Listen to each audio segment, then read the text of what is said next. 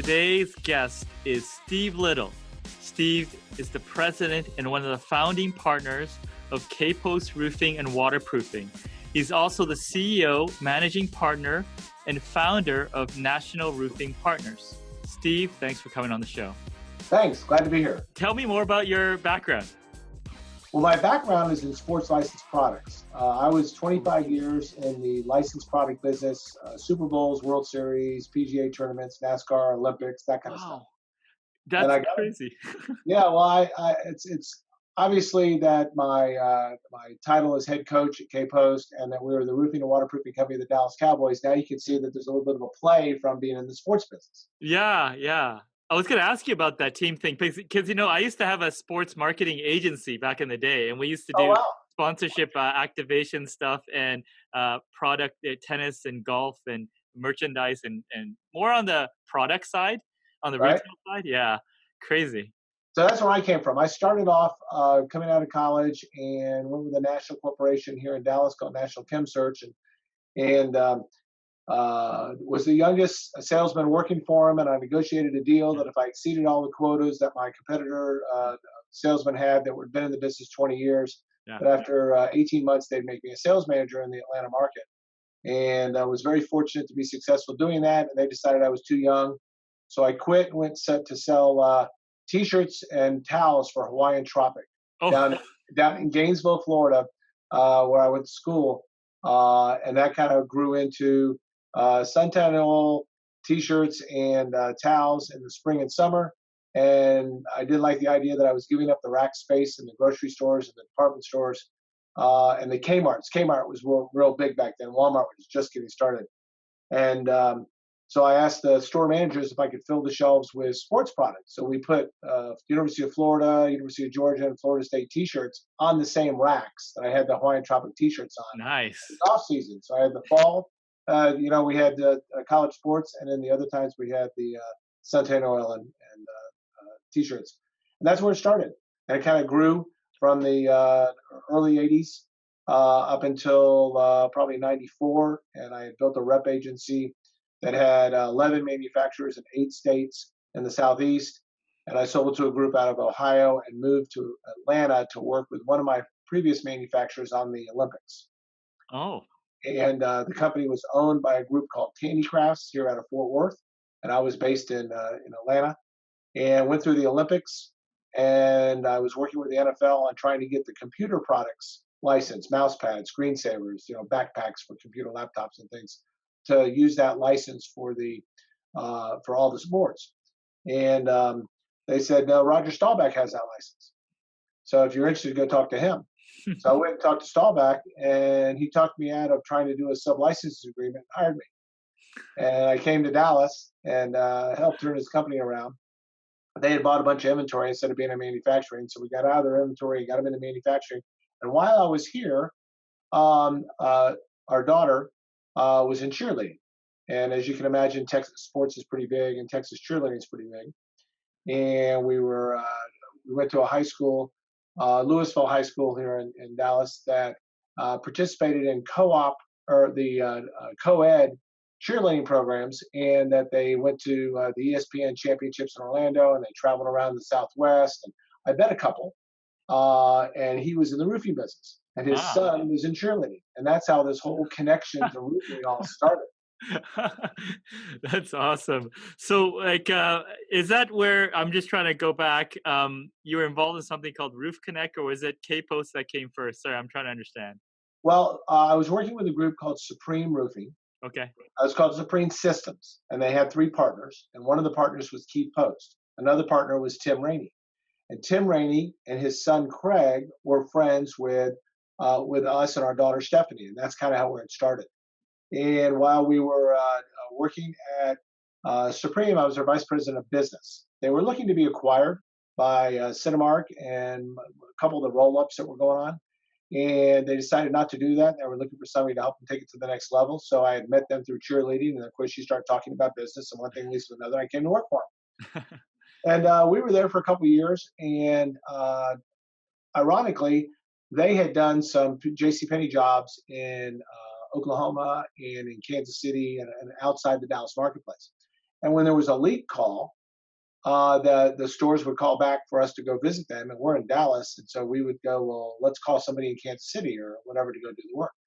And historically, the way people got to know each other in the industry was either through associations or at the Firestone master contractor deal in Puerto Rico, where everybody, would drink around the bar and they get to become friends. And then if somebody needed help with somewhere 2 months later, hey, George, remember we were drinking scotch at the bar? Well, I got a leak in Kansas City. Can you help me? Kind of like a little quasi-organized program. But I come from the licensed product business. And when I was in the manufacturer's rep business, we had started a sporting goods licensed products manufacturer's rep group. And we built a group of contractors all over, or a group of reps all over the country that would share best business practices. And so when a new line would come out, a manufacturer would contact us and we'd give them instant distribution across the country. Mm. So I said to the partners at Supreme, I said, have you ever thought about doing this in an organized format with contractors? Because the world was changing. The computer systems were coming out, computer software systems were coming out. Local buyers like Home Depot and Walmart, things like that, were no longer buying commercial services locally. They were taking it back to the corporate offices, and they were using third-party softwares to send out work orders. And so we were losing the opportunity to be able to sell those guys locally. And then at the same time, how cool would it be if those guys had one phone call they could make or send one fax or one work order via computer through their software programs to a location and then have a distribution of 65 contractors around the country. So the partners at Supreme liked the idea. They were connected to the NRCA. We went and met with a couple of their contacts, and it just so happened that we started the organization Roof Connect with 16 of the past presidents of the NRCA. So kind of had some clout and some eliteness where the manufacturers participated and paid attention to us because of that clout. And then we grew it to 65 contractors. Wow. And so kind of fun. Did it get rebranded and that's what turned into National Roofing Partners, or how did that? It's one of those sad stories that the partners at Supreme got divorced. And when they got divorced, one of the partners, Keith Post, and I left together and went across the street and started KPost Company. And when you were involved in a different company, Roof Connect only had one contractor per city. So we could no longer be involved in it. So as luck would have it, we got very successful very quickly. And we had people contact us saying, hey, you did Roof Connect. Why don't we have a Roof Connect too? Well, because of various agreements, you couldn't do that. So we launched National Roofing Partners in 2008. Wow. And it started off with about 30 contractors, really focused on service, not really focused on re-roof. Roof Connect had grown, and then there was that big storm in Florida and a big storm in New Orleans. I don't remember the details, where a lot of the national companies got hurt. They got a lot of damage. And so there was more volume than there was capacity to handle it. And Roof Connect grew very quickly. They picked up a bunch of business from the national firms out there that they had been calling on doing service work. And then there was a dry spell. There was no storms. And ironically, NRP started when there was a dry spell. And they really did focused on the service business. Here we are today, though. I guess we're like 12 years later, 13 years later. We have about 170 contractors at National Roofing Partners. We have 30 owners that were the original owners that started National Roofing Partners, and we have 5 classes of business. So for people that don't know that structure, what's the value proposition for people to join that network? Well, it's really set up for 3 purposes. We're sharing best business practices among ourselves. So when I work with somebody in Kansas City or California and New York, I feel very comfortable sharing them my business plan and actually visiting their location and they visit our location because we're not competing here locally. And so we're raising the bar on standards of doing business. And we are helping increase the local profits and the local efficiencies because we're sharing with each other. And that's really one of the first reasons why we created that first organization with Roof Connect. So that's the primary purpose of National Roofing Partners. The second is a single source supplier at local pricing for the national and regional companies. And that allows a KPost company, when they get their work orders from National Roofing Partners, to have ancillary business. This is business that we would not normally have because buying's done in Atlanta or Chicago or Los Angeles or whatever. And it allows me to have my crews work on national accounts that I couldn't normally work. And the third is to try to leverage our purchasing power. So we all live in different markets and we all put different roof systems on. Although single ply roofs may go on in California to New York to Seattle to Miami, wind uplifts and all those things play a part in how they're done. And in the local marketplace may prefer mechanically attached compared to a fully adhered roof, whatever it might be. So we can't go to the manufacturers and we can't leverage that we're going to purchase millions of square feet from you because we just have different markets, different customers. But we can go to United Rentals, or we can go to American Express, or we can go to all those support factors that are out there and say, hey, look, we've got 170 plus contractors. We have over 20,000 employees within our group.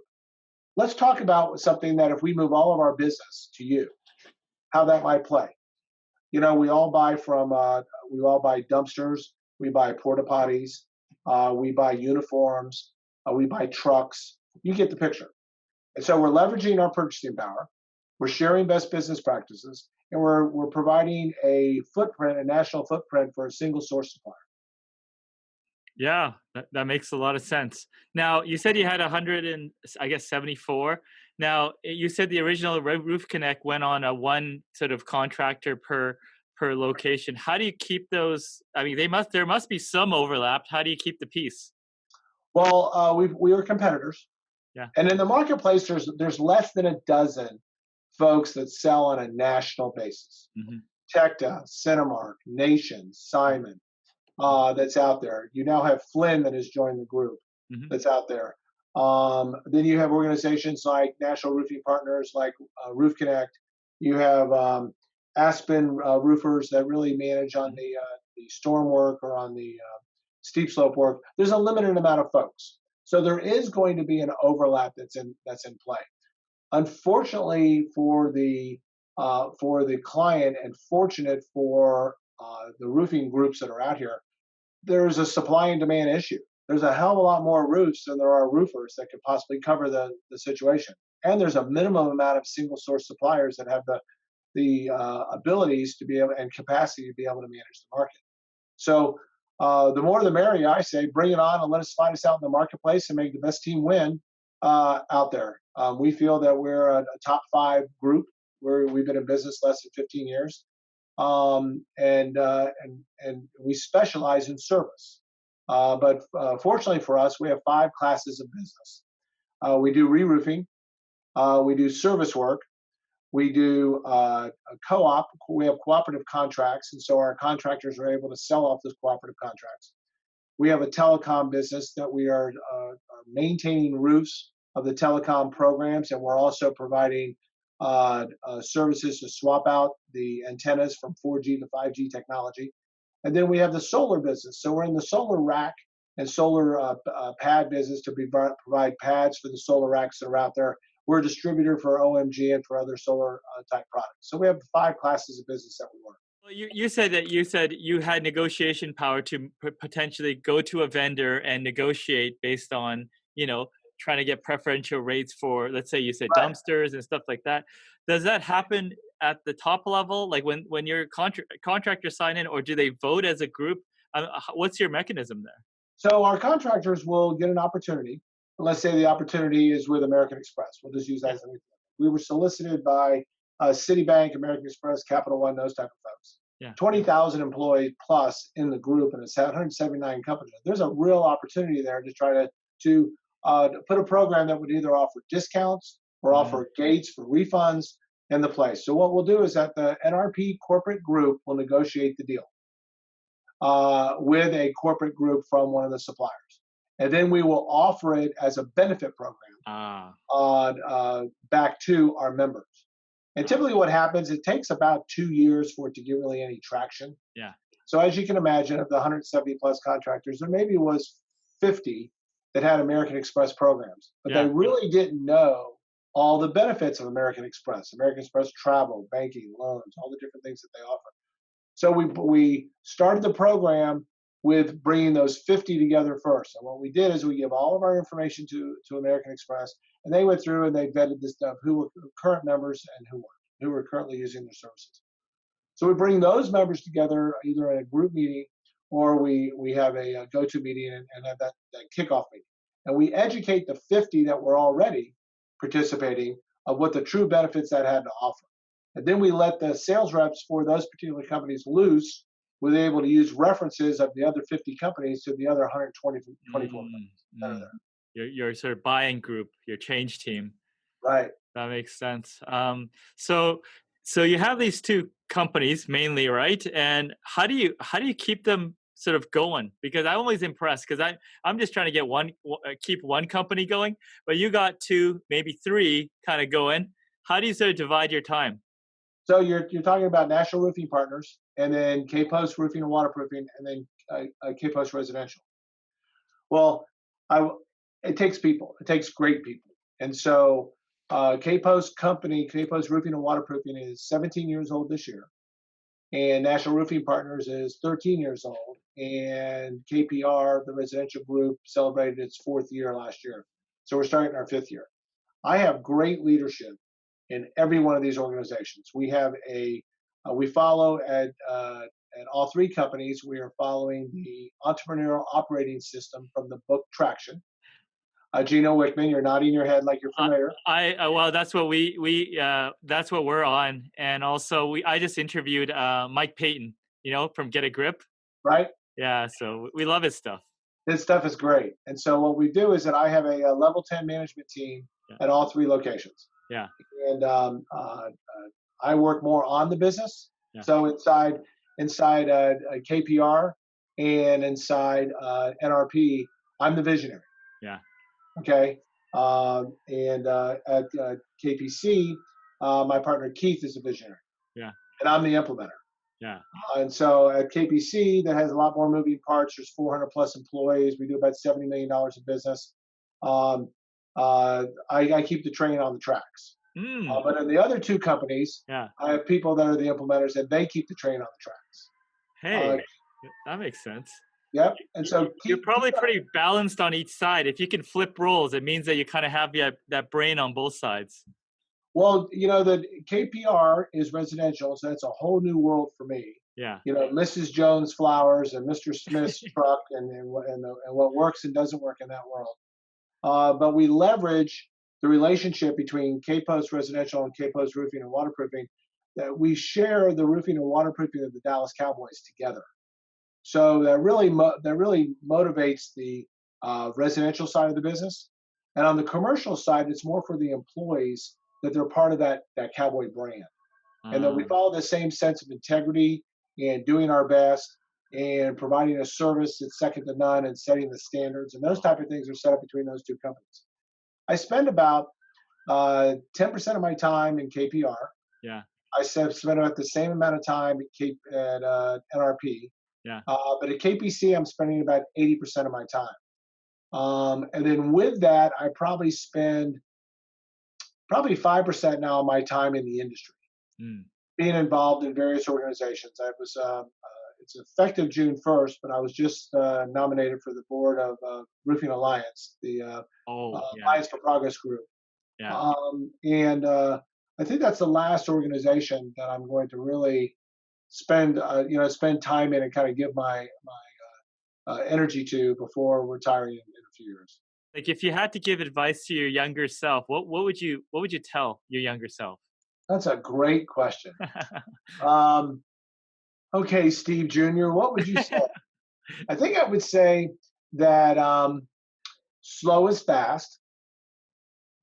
Don't try to be all things to all people. And bigger is not better. We have learned painfully as we grew KPost in a very short period of time, which is only 16 years. We started a 17th year this year, to grow to 400 employees and to be a $70 million company in the Metroplex. We are blessed to be in the Dallas-Fort Worth Metroplex. Is quite a feat. And it happened because we hired great people and got out of their way. And I would probably tap the brakes and keep us under 50 million.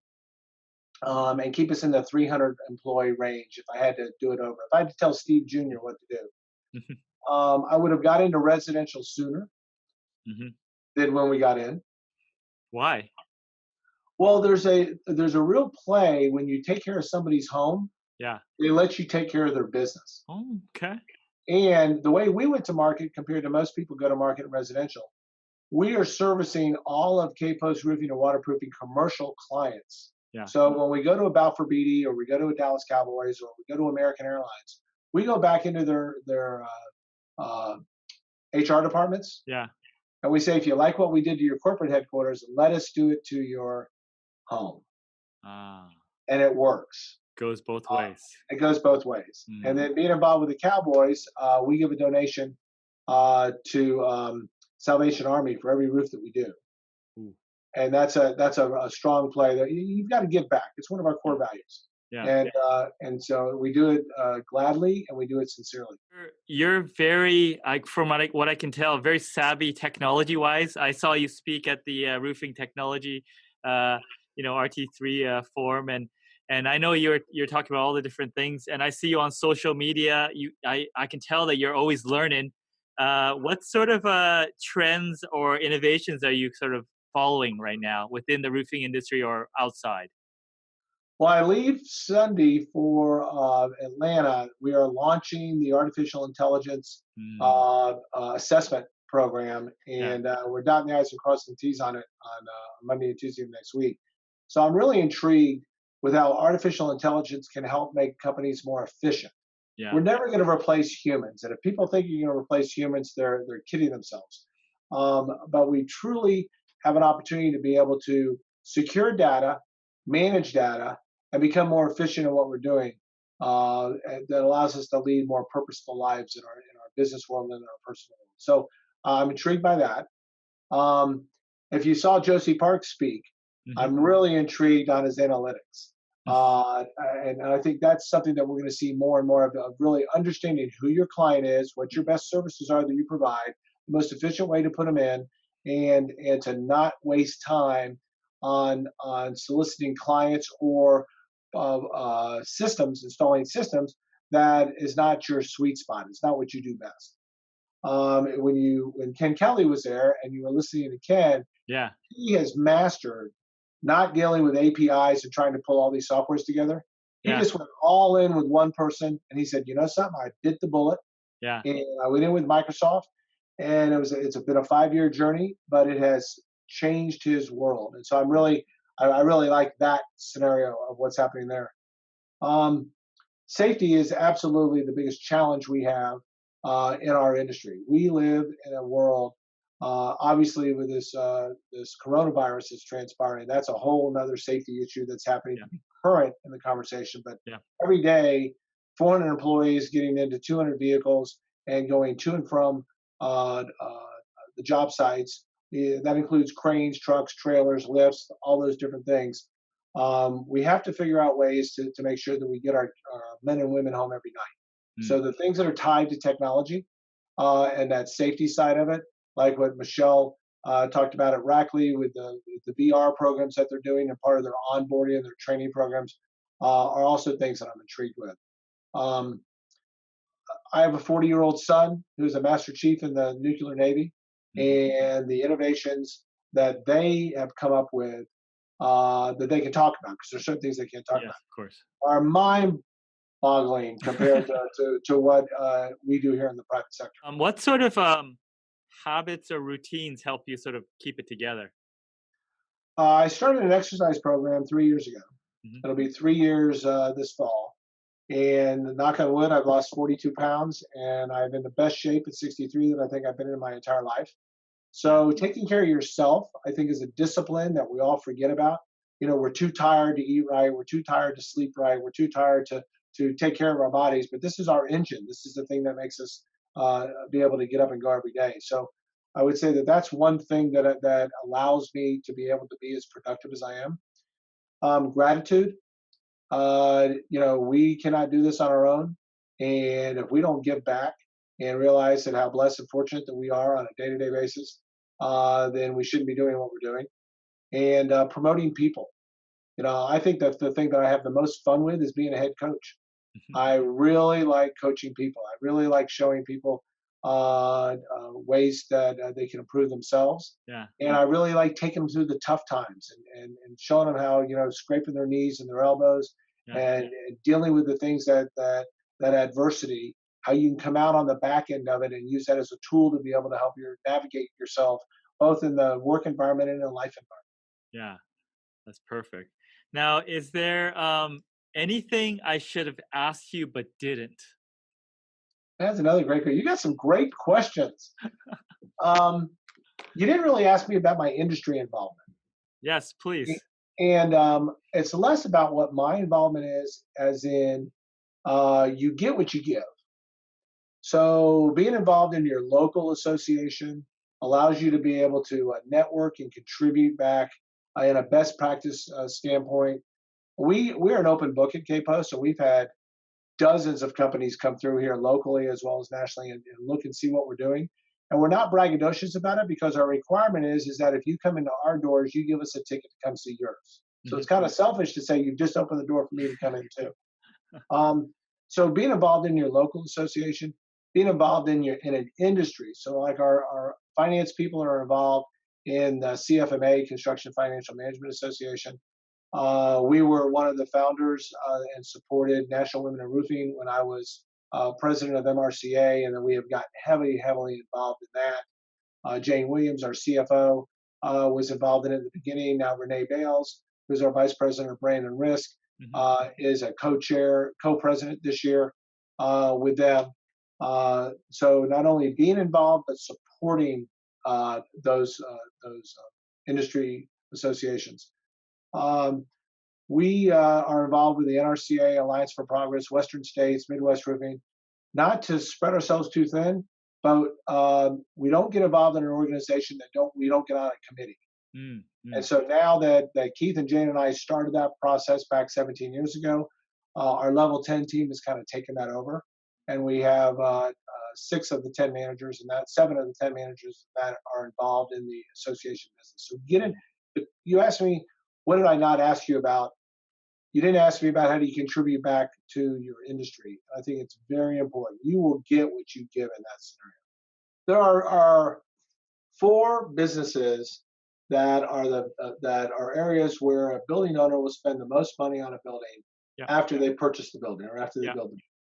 And HVAC, flooring, roofing, and parking are those 4 segments of business. So it's almost like a recession-proof business. If we're not doing re-roofs in the marketplace, we're doing service work. And in the coating, excuse me, in the coating industry specifically, the government looks in the tax position that coating is a service item. It's not a re-roof item, so it's always 100% deductible, where you don't have to do a 39-year depreciation on roofing. Now, we were fortunate that Reed Ribble, who's our current yeah. president of the NRCA, a former congressman from Wisconsin, was one of the leading congressmen to change the depreciation code in 2018 Really? to $1 million deduction per building specifically for re-roofing. Wow. A lot of programs that are out there before that if you put solar energy on your building or you did something different, you got a 30% deduction that year plus the mobilization and any of the kind of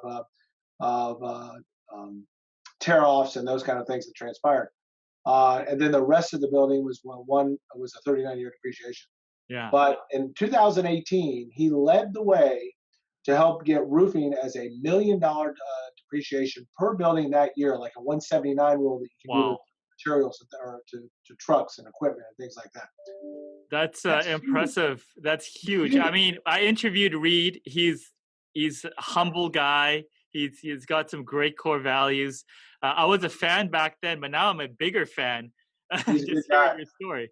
He's a really good guy. There was something else that you didn't ask me about maybe some of the deterrents or challenges that we Sure. have in our industry coming. Yeah, yeah, I'm not trying to feed myself questions, but I was just thinking of something that's happening in our industry that are your fans, your listeners, and yeah, others really need to be cognizant of. And one of them is consolidation. yeah. As you can see with the beacons and the ABCs on the distribution side, You're starting to see Tecta and Flynn go on acquisition kicks. You're starting to see different organizations starting to merge. I think over the next 5 years that we're going to see a lot more consolidation in our industry, centralizing some of the overhead costs that each of us as contractors deal with. You see the more of it happening in the residential side right now, but I think you're going to see some of that happen in the commercial side. And I also see in the next 10 years, I think you're going to see the way that people buy homes change. And so the way how it's going to affect our industry. Autonomous cars Yeah. are going to, and you're seeing a little bit of this in the leasing business right now, to where you can pay let's just say $1,000 a month for a vehicle, and you can Yeah. change it out every 3 months. And then you, with autonomous cars, people are going to start using cars as revenue generators for them. Drives me to work, and then it Yeah. goes off and works for 8 hours, Sure. and it comes back and it picks me up, right? Well, energy companies are looking to purchase homes and multifamily locations Yeah. so that they can put solar panels on these roofs and Yeah. create energy blocks, just like you see a solar farm. Yeah. And if you follow Built World or any of those progressive, innovative think tank type groups that are out Yeah. there, Yeah. you're starting to see some of this. And when that happens, the way that people will purchase building materials for that will change. Yeah. So consolidation from the supplier side, innovativeness coming from the energy side, and then the buying market. There are more baby boomers today than there are millennials, Gen X, and Gen Y. Yeah. As we die off, it's just life. It's going to happen. Yeah. I don't want to hear the Simba and the Circle of Life playing in the background, right? But millennials, Gen X, and Gen Y don't have the same traditional purchasing habits as we as baby boomers did. Yeah. But unfortunately, the tax code is set up for the baby boomers. So I see in the future them changing the tax code to not make it an advantage to purchase Yeah. as much as it's an advantage for them to be in a different car every year, live in a different place every year. It just the buying habits are going to change. Might be a little deep. No, it's good. You know what? Steve, I love this stuff, because the market's always moving and you're always trying to stay in line with the market, which is, hard to do sometimes, right? Because as your organization grows, a lot of the tendency is to get away from the market, but I feel like you're always kind of getting a little closer to it. I think the traditional way business is done is going to impact the roofing industry, at least on the residential side, more than commercial. Yeah. Over the next 10 years, more than it's affected us over the last 20 years. Yeah. Well, Steve, you know what? I could sit here, talk to you all day. I know that, the listeners really, really appreciated you, your energy. I mean, your passion for this. To me, you're 20 years old in terms of your attitude. I can feel it. So it's fantastic. So I'll tell my wife that tonight. Thanks. Thank you so much.